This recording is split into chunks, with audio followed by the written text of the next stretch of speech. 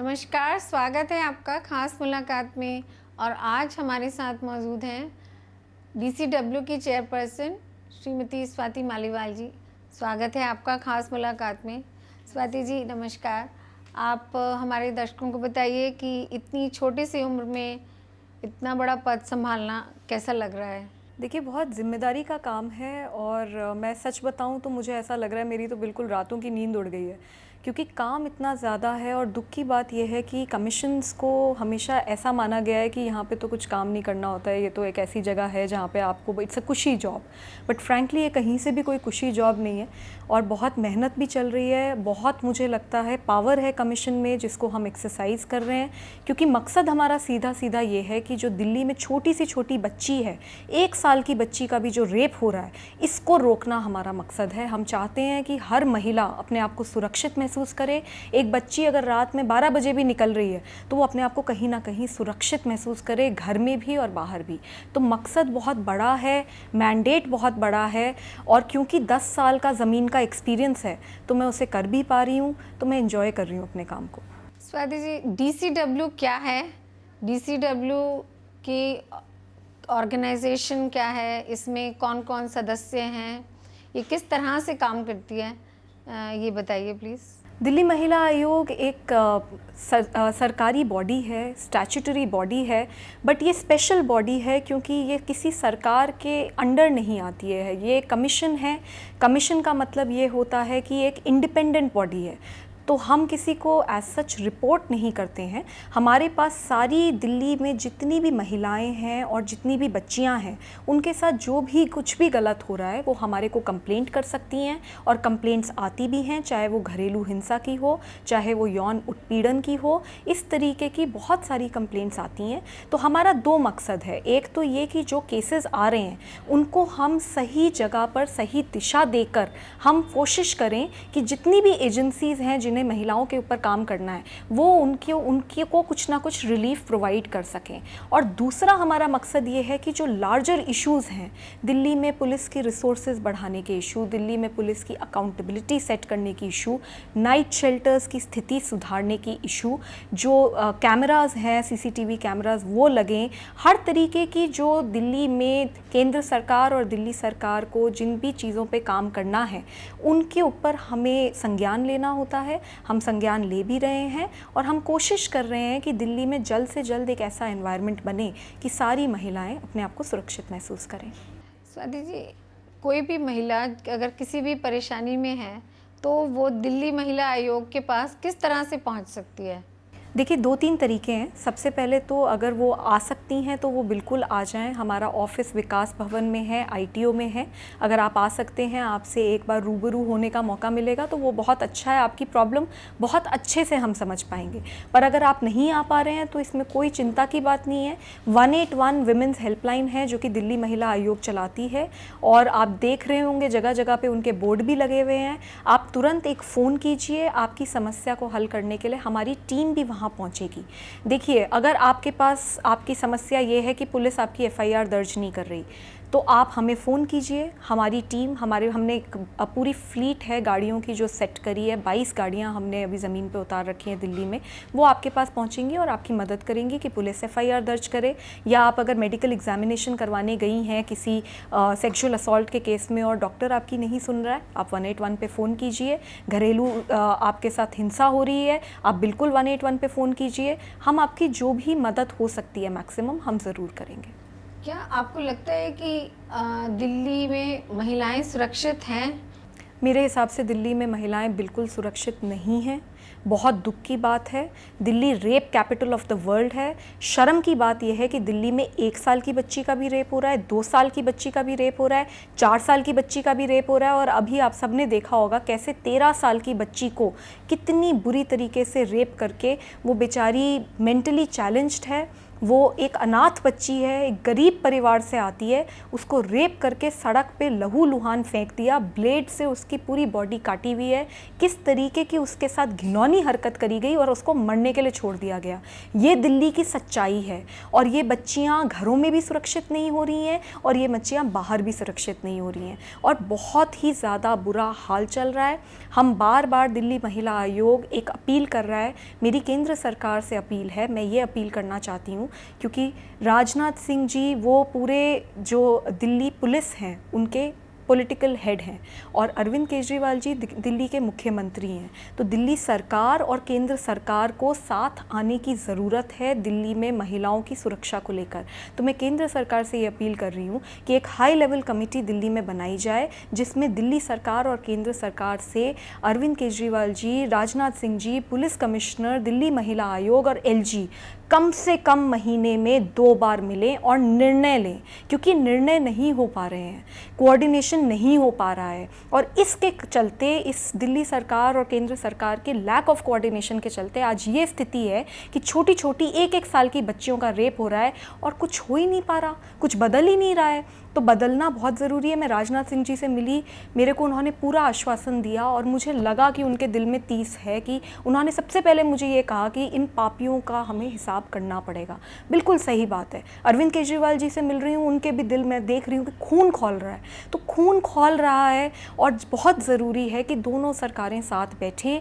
ये बच्चियों की सुरक्षा, दिल्ली की बच्चियों की सुरक्षा की जिम्मेदारी दोनों केंद्र सरकार की और राज्य सरकार की है और मेरी अपील है केंद्र सरकार से कि ये कमेटी सेटअप कर दें। हर हफ्ते, हर महीने 2-2, 3-3 बार सर बैठना पड़ेगा, नहीं तो दिल्ली में कुछ नहीं सुधरने वाला। क्या आपको लगता है कि एक कमेटी सेटअप कर दे और जो बार बार हर हफ्ते या हर महीने या हर 15 दिन में मिलकर कुछ पॉलिसीज़ बनाए, उससे दिल्ली की महिलाओं को कुछ सुरक्षा उनकी बढ़ेगी? जी बिल्कुल लगता है। अगर आप दिल्ली पुलिस के आंकड़े देखें तो 2014 में 11,000 क्राइम्स अगेंस्ट वुमेन, महिलाओं के खिलाफ अपराध में एफआईआर दर्ज हुई हैं। मुझे ये बताइए सज़ा कितनों को हुई है? सज़ा ही नहीं होती इस देश में, दिल्ली के अंदर सज़ाएं नहीं हो रही हैं। तो कहीं ना कहीं वो जो महिला है जिसके साथ शोषण हुआ वो तो अपने घर में बंद होके बैठी है क्योंकि उसके रेपिस्ट खुले घूम रहे हैं। इसको बदलने की ज़रूरत है। दिल्ली सरकार से हमने रिकमेंडेशन दी, दिल्ली महिला आयोग ने, हम सुझाव दे सकते हैं, हम रिकमेंडेशन दे सकते हैं। हमने रिकमेंडेशन दी कि आप दिल्ली विक्टिम कॉम्पनसेशन फंड, अगर एक छोटी बच्ची का रेप होता है इस वक्त तो उससे 25,000 रुपये की इंटरिम कॉम्पनसेशन दी जाती है। साहब तमाचा है ये 25,000 रुपये, 25,000 रुपये से कुछ नहीं बदलेगा। तो हमने उनको ये कहा दिल्ली सरकार को कि आप ये पैसा बढ़ाएं। उन्होंने 3 लाख से बढ़ाकर 7 से 12 लाख रुपए करे और ये फाइल एलजी साहब के पास नोटिफिकेशन के लिए 2015 में अक्टूबर में पहुंची। आज तक नोटिफिकेशन नहीं हुआ। आज जो ये 13 साल की बच्ची का रेप हुआ है, इसको भी ये 25,000 रुपये का तमाचा मिलेगा सरकारों से। तो इसलिए हम ये चाहते हैं कि ये नोटिफिकेशंस तब होंगे, फाइलें तब मूव करेंगी, काम तब बेहतर होगा, पुलिस की अकाउंटेबिलिटी तब सेट होगी, पुलिस के रिसोर्सेज बढ़ाए जाएंगे, तब ही होगा। और ये तब होगा जब दोनों सरकारें साथ बैठें। दोनों सरकारें बहुत बड़े मैंडेट से आई हैं, तो इसलिए बहुत ज़रूरी है कि दोनों सरकारें साथ बैठें। लोगों को बहुत आशा है, लोगों को बहुत होप है। दिल्ली महिला आयोग को पूरा आशा है और पूरी भरोसा है। मुझे पूरा विश्वास है कि ये दोनों बैठेंगे। जब ये बैठेंगे तो चेंजेस होंगे। मैं अभी देख रही हूँ पूरी दिल्ली में सिर्फ एक कमेटी है जिसमें दिल्ली सरकार और केंद्र सरकार महिलाओं की सुरक्षा पे बैठ के बात करती है। इसमें ब्यूरोक्रेट्स हैं केंद्र सरकार के और राज्य सरकार के। मैं मीटिंग्स में 3 मीटिंग्स अटेंड कर चुकी हूँ आज तक। एक भी मीटिंग में एक भी निर्णय नहीं हुआ है। बस आते हैं और बताते हैं हाँ जी आपने क्या किया, हमने ये किया, हाँ जी आपने क्या किया, हमने ये किया, और कुछ भी नहीं बदल रहा। तो साहब बदलेगा तब जब राजनाथ सिंह जी और अरविंद जी हफ्ते में, महीने में कम से कम 2 या 3 बार मिलेंगे, क्योंकि मुझे लगता है कि वो मिलेंगे तो इसमें बहुत सारे निर्णय निकल कर आएंगे। ये कॉम्पनसेशन जिसकी कि आप बात कर रहे हैं, ये कहाँ से आनी चाहिए? ये क्या सरकार को देनी चाहिए या जो इसमें एक्यूज्ड हैं उनकी तरफ से आनी चाहिए, उनसे ली जानी चाहिए? देखिए, अक्यूज्ड को हमारा जो क्रिमिनल प्रोसीजर है वो ये कहता है कि अक्यूज्ड को सज़ा होनी चाहिए, और बहुत अच्छी, मतलब जो अगर आप पॉक्सो का कानून पढ़ें तो उसमें लाइफ इम्प्रिजनमेंट तक की सज़ा है अगर एक बच्ची के साथ रेप होता है। तो इस तरीके की सज़ाओं का प्रावधान है। हमारा कानून ये कहता है कि एक दिल्ली में विक्टिम कॉम्पनसेशन फ़ंड सेटअप होगा, देश में विक्टिम कॉम्पनसेशन फ़ंड सेटअप होगा, और उस विक्टिम कॉम्पनसेशन फ़ंड से उस बच्ची को पैसे दिए जाएंगे, कुछ कॉम्पनसेशन दिया जाएगा और अलग रिहैबिलिटेशन का प्रोसेस होगा। ये जो बच्चियां हैं, इनमें से बहुत बच्चियां ऐसी हैं जो कि इतने गरीब परिवार से आती हैं कि उनके पास बिल्कुल पैसे नहीं है। अभी एक 4 साल की बच्ची का रेप हुआ था, मैं एम्स में उससे मिलने गई, उसका 2 घंटे का ऑपरेशन हुआ क्योंकि उसको इतनी बुरी तरीके से ब्रूटलाइज करा था। उसकी माँ के पास इतने पैसे नहीं थे कि मैं अब ऑपरेशन हुआ है तो इस बच्ची को मैं ठीक से खाना खिला सकूँ। तो ऐसी बच्चों को ऑन द स्पॉट कॉम्पनसेशन की ज़रूरत है, और इतना बहरा सिस्टम हो गया है हमारा कि बार बार दिल्ली महिला आयोग ये बात बोल रहा है, फिर भी वो कॉम्पनसेशन की फाइल क्लियर नहीं की जा रही। आप खुद एक महिला होने के नाते आपको इस तरह के काम में किस तरह की चुनौतियां सामने आ रही हैं, जिनको क्या और उनको आप किस तरह से फेस कर रही हैं, इस बारे में हमें कुछ बताएं। देखिए, चुनौतियाँ बस एक है, मैं एक ही चुनौती मान रही हूँ जो बहुत बड़ी चुनौती है। वो ये है कि ये दिल्ली महिला आयोग इतने सालों से एक तरीके से बंद पड़ा था। जो मेरी प्रेडिसेसर हैं उन्होंने 8 साल में सिर्फ एक केस करा।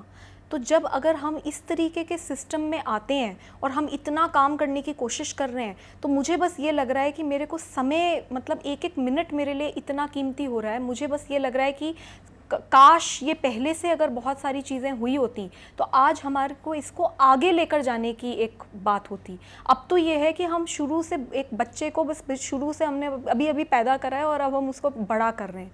तो ये एक मुझे समस्या, बहुत बड़ी चुनौती लग रही है। और बाकी बहुत चुनौतियां हैं, क्योंकि सच्चाई ये है कि एक दिल्ली में एक महिला का, एक बच्ची का ज़िंदगी एक काफ़ी चुनौतीपूर्ण होती जा रही है। जो समस्याएं हैं वो बढ़ रही हैं, क्राइम्स अगेंस्ट विमेन बढ़ रहा है, और जो सॉल्यूशंस हैं वो अभी कम हैं।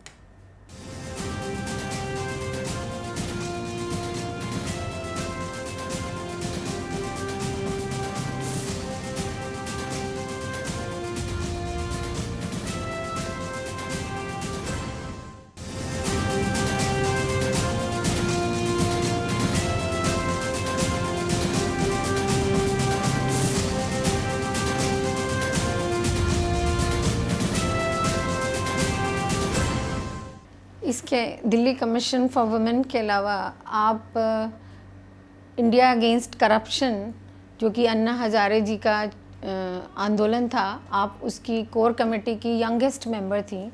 तो उस समय के अपने उस अनुभव के बारे में हम बताइए। जी, मैं इंजीनियर हूँ। 10 साल पहले मैंने अपनी नौकरी छोड़ी और मुझे ये लगा कि मुझे ज़मीन पे काम करना चाहिए। तो दर दर भटकी, बहुत एनजीओज़ में काम करा, सूचना के अधिकार पे काम करा, महिलाओं के उत्थान पे काम करा, राशन की लड़ाई लड़ी, बहुत झुग्गियों में काम करा, गाँव में काम करा, बहुत काम करा। उसके बाद ये अन्ना आंदोलन हुआ, उसमें मैं मतलब सौभाग्य से अन्ना हज़ारे जी के साथ, प्रशांत भूषण जी के साथ, अरविंद केजरीवाल जी के साथ, किरण बेदी जी के साथ, सबके साथ मुझे काम करने का मौका मिला। मैं उनकी टीम का बिल्कुल इंटरनल हिस्सा थी और बहुत ही ज़्यादा सीखने को मिला, क्योंकि उससे पहले मुझे लग रहा है हम बेस बना रहे थे।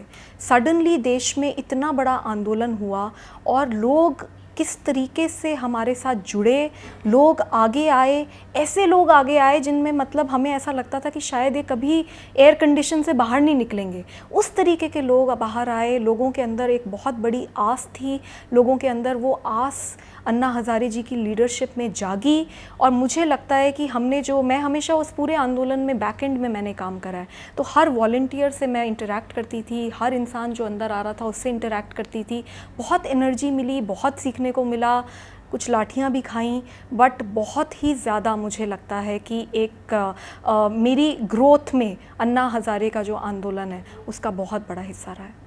तो आप अब उस आंदोलन, जो कि उसका एक बहुत बड़ा मुद्दा था जन लोकपाल बिल, उस बारे में आपका क्या कहना है? जन लोकपाल आज तक वहाँ पर जहाँ पर ये पहुँचना चाहिए था वहाँ पर अभी तक नहीं पहुँच पाया है, तो उसमें आपकी क्या प्रतिक्रिया है? देखिए, मैं जन लोकपाल बिल की ड्राफ्टिंग में मैं इन्वॉल्व थी। मुझे लगता है कि वो बिल बहुत इम्पॉर्टेंट है इस पूरे देश के लिए। दो चीज़ें दुखदाई हैं, एक तो इतना बड़ा आंदोलन हुआ, पूरा देश साथ में आया और कहीं ना कहीं अन्ना हज़ारे जी को भी आश्वासन दिया था देश की पार्लियामेंट ने कि लोकपाल बिल पास होगा, लेकिन ना तो अभी केंद्र सरकार में वो पास हुआ है, केंद्र सरकार ने आज तक वो अभी तक बिल पास नहीं करा है। जो दूसरी बहुत बड़ी समस्या है वो ये है कि दिल्ली सरकार ने भी अपना जन लोकपाल बिल बना दिया है, उसको शायद असेंबली में वो पास भी हो गया है, लेकिन अभी भी वो पेंडिंग नोटिफिकेशन है केंद्र सरकार के पास। तो मुझे लगता है कि जो लोकपाल हैं ये एक बहुत इंपॉर्टेंट इंस्टीट्यूशन है और इसको हमें बिल्कुल सशक्त करना चाहिए और जन लोकपाल बिल बिल्कुल पास होना चाहिए। इस पूरे देश की लोगों की आस है उस बिल के साथ, तो उसके साथ खिलवाड़ बिल्कुल ठीक नहीं है। आप 2006 से लेकर एक फाउंडेशन है पब्लिक कॉज रिसर्च फाउंडेशन, आप उससे जुड़ी रहीं, तो वो फाउंडेशन किस तरह से काम करती है और उसके क्या क्या गतिविधियां हैं, उस बारे में बताइए। जी, मैंने बताया जैसे 2006 के बाद मैंने ढूंढना शुरू करा तो बहुत एनजीओज़ के पास गई। फिर मैं संतोष कोहली से मिली। संतोष कोहली एक 10वीं पास लड़की थी, ज़मीन से जुड़ी हुई लड़की थी, लेकिन क्या लड़की थी, उसका जो मतलब पूरा पर्सोना था और जिस तरीके का काम वो ज़मीन पे करती थी, राशन वालों ने उसकी गला मतलब उसको 9 बार उसके ऊपर अटैक हुए, वो सरवाइव करी और 10वीं बार पता नहीं अटैक हुआ या क्या हुआ, वो अब इस दुनिया में नहीं है। तो वो उस लड़की ने मुझे इंस्पायर करा। मैं आई थी अपने कॉलेज से पढ़ के, मुझे ये लगता था मुझे तो बहुत कुछ आता है, मैं तो इंजीनियर हूँ, मुझे ये पता है वो पता है। जब मैं उस 10वीं पास लड़की से मिली और उसके साथ मैंने काम करना शुरू करा तो वो मेरी गुरु बनी, क्योंकि मुझे ऐसा लगा कि उसने ज़िंदगी जो जी है और उसको जितनी जो अंडरस्टैंडिंग है और उसने जो महिलाओं के लिए काम करा है, अगर मैं ऐसा काम कर पाई अपनी ज़िंदगी में तो मैं बहुत अपने आप को सौभाग्यशील मानूंगी। तो उसने मुझे सिखाया, मैंने उसकी ट्रेनिंग में मैं रही, उसके साथ मैंने काम किया, अरविंद केजरीवाल जी के साथ मैंने काम किया और इसके बाद मुझे बहुत अच्छा मतलब एक पूरा एक्सपीरियंस मेरा बना है इस पूरे प्रक्रिया से। और आज मैं जो काम कर पा रही हूँ और शायद इतनी छोटी उम्र में मैं काम कर पा रही हूँ, वो सिर्फ इसलिए काम कर पा रही हूँ क्योंकि ये 10 साल का मेरा ज़मीन का अनुभव रहा है, मेरा पॉलिसी का अनुभव रहा है। किस तरह की ट्रेनिंग और किस तरह के काम की बात आप कर रहे हैं? ट्रेनिंग तो जी जब आंदोलन लड़ते हैं तो वो ऑन द स्पॉट ही होती है, काम ही अपने आप में ट्रेनिंग होती है। मैं आपको एक छोटा सा उदाहरण दूंगी। जब मैं पहली बार अरविंद जी से मिली तो उनके पास मैं उनके ऑफिस में गई, मैंने उन्हें बोला कि मुझे आपके साथ काम करना है। तो उन्होंने मुझे ना पोंछे का कपड़ा पकड़ा दिया और कहा कि पोंछा लगाओ। तो मुझे एकदम इतना बड़ा शौक़ लगा कि ये क्या है, मैं पोंछा लगाने थोड़ी ना आई हूँ, मैं तो इंजीनियरिंग करी है, मैंने तो इतना बड़ा काम करा है। तो मैं कुछ बोल नहीं पाई, लेकिन मैंने अपनी ज़िंदगी में पहली बार पोंछा लगाया। तो मैं बड़ी अचंभे में थी कि मेरे से पोंछा क्यों लगवाया गया, पर मेरे में ये अच्छा था कि मैं बहुत सीखना चाहती थी और मुझे लग रहा था कि संतोष कोहली मुझे बहुत कुछ सिखाएगी, अरविंद केजरीवाल जी से मैं बहुत कुछ सीख सकती हूँ। तो इन लोगों ने मेरे को जो बोला मैं उस समय करती चली गई। तो 5-6 महीने तो जहाँ इन्होंने बिठा दिया वो मैंने करा और उसके बाद मुझे लगा कि बहुत सारी चीज़ें बदली, क्योंकि जब हम ज़मीन पे जाते हैं तो और स्पेशली हम जैसे लोग जब ज़मीन पे जाते हैं तो कहीं ना कहीं हमारे अंदर ये बड़ा वो होता है, अहंकार होता है कि अरे मैं तो इंजीनियरिंग करके आई हूँ, मुझे बहुत कुछ पता है, ये इनको क्या, ये बेचारे गरीब लोग, इन्हें मैं सिखाने जा रही हूँ। पर ऐसा नहीं होता। जब आप उनके पास जाते हैं, उनके घर में बैठते हैं और उनके साथ खाना खाते हैं तो आपको समझ में आता है कि असली ज़िंदगी तो ये जी रहे हैं और असली ज़िंदगी की मायने ये जानते हैं और ज़िंदगी कैसे जीनी है, ज़िंदगी क्या है, क्या काम होना चाहिए, किस तरीके की हमारा वैल्यू सिस्टम होना चाहिए, वो सब मुझे लगता है वही सिखाते हैं। तो मेरी ट्रेनिंग बस एक ही हुई और वो बहुत इंपॉर्टेंट ट्रेनिंग थी और ज़िंदगी भर मुझे वो लेसन याद रहेगा कि मैं सीखने आई हूँ और मैं सिखाने नहीं आई। तो आपने अभी तक के अपने उस अनुभव से आप किस नतीजे पर पहुँचे कि आपने क्या सीखा है?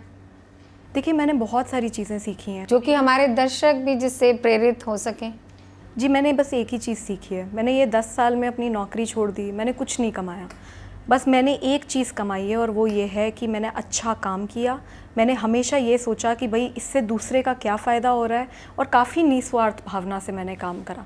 तो उससे क्या हुआ है कि अंदर की जो शक्ति है ना वो आपकी बहुत बढ़ जाती है। तो मुझे समझ में आया है वो ये है कि चांदी, सोने, जवाहरात, इनसे ना शांति नहीं मिलती, इनसे खुशी नहीं मिलती।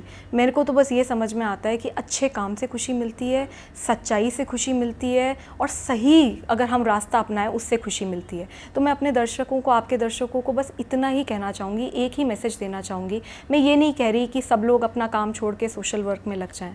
इसके लिए एक अलग तरीके की कॉलिंग की ज़रूरत है। अगर आपको लगता है कि आप ये काम करना चाहते हैं तो ज़रूर आप सोशल वर्क करें, क्योंकि इस देश में बहुत ज़्यादा ज़रूरत है। पर कम से कम दिन में एक काम तो आप ऐसा कीजिए जो कि किसी और के लिए है। ये तो सब कर सकते हैं। दिल्ली जैसी जगह में तो ये हाल है कि अगर आप दूसरे के सामने मुस्कुरा दें तो वो भी एक बहुत बड़ा सोशल वर्क है, अगर उसको आप मुस्कुरा के बात कर लें। तो मुझे लगता है बहुत इम्पॉर्टेंट है कि आप कम से कम दिन में एक काम दूसरों के लिए कीजिए। मैं बता रही हूँ 365 दिन में आपको 365 ऐसे जवाहरात मिलेंगे जो कि ज़िंदगी भर आपके साथ जाएंगे। ये मेरी सीख है, मैंने बस यही सीखा है अपनी ज़िंदगी में। आप स्वराज अभियान से भी जुड़ी, उसमें आपने क्या काम किया, किस तरह से महिलाओं की मदद की? हम लोग मोहल्ला सभाएं करते थे, तो गली गली में जाकर लोगों को इकट्ठा करके हम ये कोशिश करते थे, हम ये जानना चाहते थे कि किस तरीके से महिलाओं की क्या समस्याएं हैं, और उसको जो इलेक्टेड रिप्रेजेंटेटिव्स हैं वो पूरा कर पा रहे हैं या नहीं। जब तक इस देश में लोकल गवर्नेंस सशक्त नहीं होगी, जब तक इस देश में एक महिला से पूछकर वहाँ का इलाके का रिप्रेजेंटेटिव काम नहीं करेगा, मुझे नहीं लगता कि बहुत ज़्यादा सुधार होगा। तो बहुत इम्पॉर्टेंट है लोकल गवर्नेंस को सशक्त करना। तो जून के महीने में, जुलाई के महीने में, संडे के दिनों में, गर्मी में तपते हुए हम लोगों ने वो काम करा है। तो उससे एक तो अपने अंदर की भी शक्ति बहुत बढ़ी है और बहुत अंडरस्टैंडिंग बढ़ी है। आप ये मानिए, एक हम लोग पता नहीं कितने बड़े बड़े एक्सपर्ट्स बैठते हैं, कितने कॉन्फ्रेंसेस होते हैं और कितनी बड़ी बड़ी सरकारों में कितनी पॉलिसीज़ बनती हैं, बट जो एक ज़मीन के इंसान को जो इन्फॉर्मेशन और जो नॉलेज होती है ना, वो शायद बहुत एक्सपर्ट्स को भी नहीं होती। छोटा सा एग्जांपल दूंगी, एक मोहल्ला सभा में एक समस्या निकल कर आई कि एक सीवर है, वो उसकी एक प्रॉब्लम थी उस वक्त। इस सीवर की प्रॉब्लम को कैसे ठीक किया जाए। जेई आया, एई आया, ईई आया, सब आ गए, सब ने अपना सर लगा लिया, कुछ नहीं सोल्यूशन मिला। वहाँ के एक छोटे से कारपेंटर ने आया, वो वहाँ रहता है, उसी का घर उसके बिल्कुल बगल में, उसकी समस्या है वो एक सीवर। उसने आकर एक ऐसा सोल्यूशन दिया जो इतना प्रैक्टिकल था, 4 दिन में वो सीवर ठीक हो गया। तो इसलिए इस देश में उन लोगों को इन्वॉल्व करने की ज़रूरत है जिनकी वो समस्या है, वो सबसे अच्छे सॉल्यूशंस देंगे। तो बहुत इम्पॉर्टेंट है कि जो हमारी गवर्नेंस है वो ग्रास रूट्स पर पहुँचे। तो यही चीज़ हमने करी और इससे मुझे लगता है कि हमारी लर्निंग्स बहुत हुई हैं। स्वाति जी, आप आम आदमी पार्टी से शुरू से जुड़ी हुई हैं। क्या आपको लगता है कि आम आदमी पार्टी जिस विचारधारा से चली थी, क्या वो अभी भी उसी विचारधारा से जुड़ी हुई है, और जो वायदे उन्होंने दिल्ली की जनता से किए थे उन्हें पूरा करने में कहीं कुछ हद तक वो उन्हें पूरा कर पाई है? देखिए, मैं आपकी सूचना के लिए बताना चाहूँगी कि मैं आम आदमी पार्टी की ना तो कभी मेंबर रही हूँ, ना ही मैं उनके साथ आम आदमी पार्टी से नहीं जुड़ी रही हूँ। मैं आपको पूरा एक्सप्लेन कर देती हूँ। नागरिक होने के नाते तो आपका ज़रूर कुछ ना कुछ मत होगा कि दिल्ली की सरकार क्या अपने वायदे पूरे कर पाई? देखिए, मैं जिस पोस्ट पे बैठी हुई हूँ, मैं उसमें अपने पर्सनल ओपिनियन उस पोस्ट पे थोपूंगी नहीं। आज मैं यहाँ पे बैठी हूँ, हमारी सारी जनता से बात कर रही हूँ, वो इसलिए बात कर रही हूँ क्योंकि मैं दिल्ली महिला आयोग की चेयरपर्सन हूँ। तो मेरे जो पर्सनल व्यूज़ हैं मैं वो किसी पे नहीं थोपूंगी। आप मेरे पे विमेन सेफ्टी की बात कीजिए, मेरे पास आंसर है। आप केंद्र सरकार की विमेन सेफ्टी से रिलेटेड पॉलिसीज़ की बात कीजिए, दिल्ली सरकार की विमेन सेफ्टी के रिलेटेड पॉलिसी की बात कीजिए, मैं बिल्कुल बात करूँगी। बट आम आदमी पार्टी, बीजेपी, कांग्रेस, मैं इस राजनीति में नहीं पढ़ना चाहती। ना तो मैं राजनीति करती हूँ और ना ही मैंने कभी करी है। आपकी जानकारी के लिए मैं बताना चाहूँगी, 2006 से लेकर 2012 तक मैंने ये सारा काम अरविंद जी के साथ भी करा है, अरविंद जी के साथ ही करा है इनफैक्ट। लेकिन 2012 जब पार्टी बनी 2012 में, तब मैंने ये काम छोड़ दिया। मैं तो अरविंद जी के साथ उसके बाद मैं काम ही नहीं कर रही थी, क्योंकि मैं पॉलिटिकल पार्टी में हिस्सा नहीं बनना चाहती थी। उसके बाद मैंने ज़मीन पे रही, ट्रैवल करा, NGOs में काम करा। I am not a political person, और शायद इसीलिए मुझे अरविंद जी ने यहाँ पे अपॉइंट भी करा है, क्योंकि वो चाहते हैं कि जो कमीशन है वो बिल्कुल नॉन पॉलिटिकल रहे, और ये इम्पॉर्टेंट है। अगर मैं जिस दिन पॉलिटिकल बन गई तो फिर तो बड़ी गड़बड़ हो जाएगी, क्योंकि वही गड़बड़ 8 साल तक यहाँ पे हुई है। अगर पॉलिटिकल लोगों को आप यहाँ पे अपॉइंट करोगे तो प्रॉब्लम हो जाएगी। मैं पॉलिटिकल नहीं हूँ, मैं पॉलिटिक्स नहीं कर रही, मैं बिल्कुल न्यूट्रल हूँ। दिल्ली सरकार को भी जब हमें गलत लगता है हम नोटिस इशू करते हैं, केंद्र सरकार को भी नोटिस इशू कर रहे हैं, और हम ये चाहते हैं कि दिल्ली सरकार, केंद्र सरकार दोनों को बहुत स्ट्रांग मैंडेट मिला है जनता का। साथ आइए और साथ मिलकर काम कीजिए महिलाओं की सुरक्षा को लेकर। दिल्ली में अब दोबारा कभी निर्भया कांड जैसा कोई कांड ना हो, इसके लिए दिल्ली पुलिस को कितना सजग होने की ज़रूरत है, किस तरह के काम करे जाने चाहिए, उसके लिए दिल्ली महिला आयोग क्या कदम उठा रही है? जी, हमने पूरी डिटेल में स्टडी करी है। राजनाथ सिंह जी को, जो कि दिल्ली पुलिस के पॉलिटिकल हेड हैं, उनको हमने डिटेल में रिकमेंडेशंस दी हैं, जो मोटा मोटा मुझे लगता है सबसे पहले दिल्ली पुलिस की अकाउंटेबिलिटी बढ़ाने की ज़रूरत है। आज के दिन में दिल्ली पुलिस कमिश्नर को ये भी नहीं पता होता है, एक उनके पास सॉफ्टवेयर तक नहीं है जिससे उन्हें ये पता चले कि कहाँ पे चार्जशीट पेंडिंग है, कहाँ कितनी FIR दर्ज हुई हैं। ये बहुत इंपॉर्टेंट है। तो हमने उनको रिकमेंडेशन दी है कि आप ये जल्द से जल्द ये सॉफ्टवेयर सिस्टम बनाइए, और दिल्ली पुलिस के साथ मिलकर अभी हम लोग एक पूरी रिसर्च कर रहे हैं एक पुलिस थाने में, 2 पुलिस थाने में, शाहबाद डेरी और अमन विहार में। वहाँ पर जाकर हम पूरा अंडरस्टैंड करने की कोशिश कर रहे हैं कि पुलिस की अकाउंटेबिलिटी के क्या इश्यूज़ हैं और पुलिस के रिसोर्सेज के क्या इशू हैं। साहब, अगर एक आयोग 600 केस अगर करेगा तो फिर तो प्रॉब्लम्स तो आएंगी। तो दोनों चीज़ें समझने की ज़रूरत है, रिसोर्सेज भी बढ़ाने की ज़रूरत है दिल्ली पुलिस की, और डेफिनेटली अकाउंटेबिलिटी सेट करने की ज़रूरत है। स्वाति जी, ये देखकर आज बहुत खुशी है कि दिल्ली महिला आयोग की चेयरपर्सन एक ऐसी महिला जो कि महिलाओं के परेशानी, उनके सामने आई दिक्कतें और उनके ऊपर होता हुआ अत्याचार को लेकर जो इतनी सजग है और जो उनकी पीड़ा को अपने हृदय से उसको समझ रही है। हमारे दर्शकों से इन सब विषय में बात करने के लिए और हमारे चैनल से जुड़ने के लिए आपका बहुत बहुत धन्यवाद। बहुत बहुत शुक्रिया। ये थी आज की मुलाकात स्वाति मालीवाल जी के साथ। देखते रहिए खास मुलाकात A to Z न्यूज़।